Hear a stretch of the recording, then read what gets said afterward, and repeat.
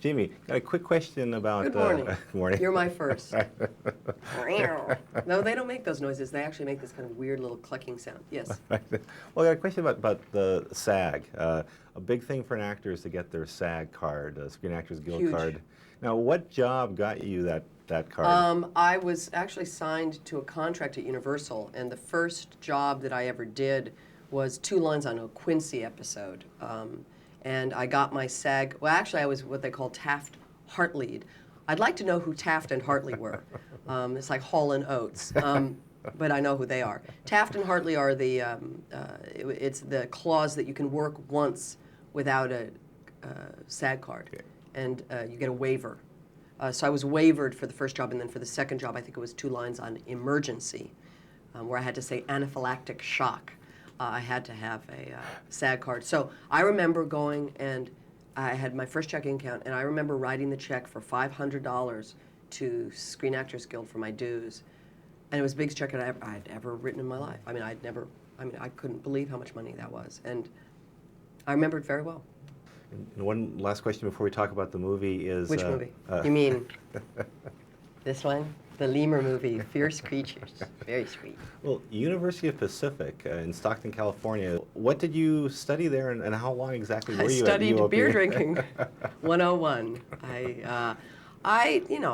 I'm not a scholar. I've never been known for my ability in the classroom. And I went to University of Pacific. It was a place my mom went. I was a little sister at a frat. I think I studied criminal law, actually. I think I was working with social workers, and I mean, I actually was studying law, if you would consider what I was doing studying.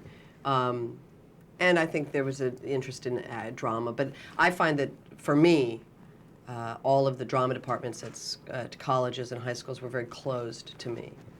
It was not, I wasn't your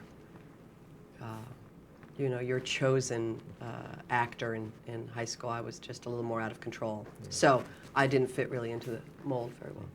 Well, turning to Fierce Creatures, that's your cue to hold up What's so funny, of course, is that people just keep saying to me, what is that animal that you're holding? I say, it's a lemur. And they say, a what? And originally, John was going to call the movie A Lemur Called Rollo. And I think the problem was Rollo is not a name anybody even knows. Rollo is like those candies. And a lemur, nobody has a clue. And they're the most delicious little creatures. Really lovely. To eat or look at?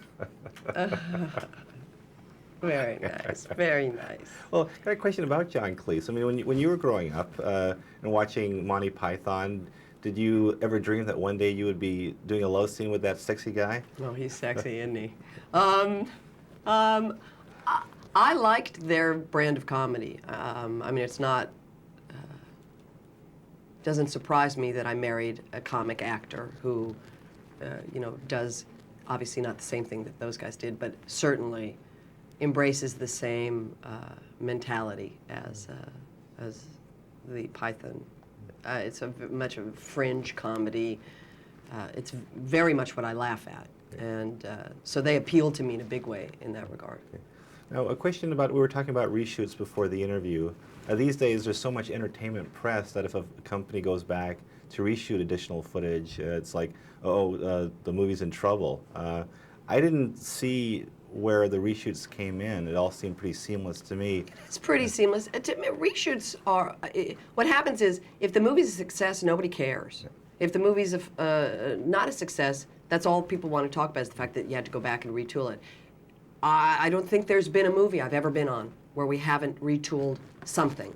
Either the big ending needed rejigging, or they needed more shots, or they needed this or that. So to me, we redid the 10 days of Fish Called Wanda. We added the love story. We added a bunch of stuff that wasn't in the original movie, that once they tested it, people liked the movie but wanted something more. It's part of the modern way of making movies, is you ask 15 people in, Burbank, and then they tell you what you want and you go give it to them. I mean, it's a kind of a not particularly satisfying way of working, but it's the norm, you do it. We just went back and probably did double what most people do because we needed to. I mean, you know, we actually had a really good time when we got to go back. And, you know, it's a luxury. Well, other things that you do, Gina Lollobrigida has become a very talented still photographer. Now, what gave you the fascination to pursue that? I've always taken pictures since I was a little girl. I took it in high school. I studied, you know, I mean, I actually studied how to develop film and et cetera, et cetera. The problem, of course, when an actor has a sort of supplemental job or craft that they do, you become a hyphenate. And it's my father's a painter, and so he is a actor painter, and I will become an actor photographer, and I hate it because ultimately, it's again, it's another little label that they put on you. So it's frustrating for me because I actually love if there's anything that I love as an artist, it's being a photographer. I like acting, but it's not as satisfying for me. I think about pictures every minute of every day.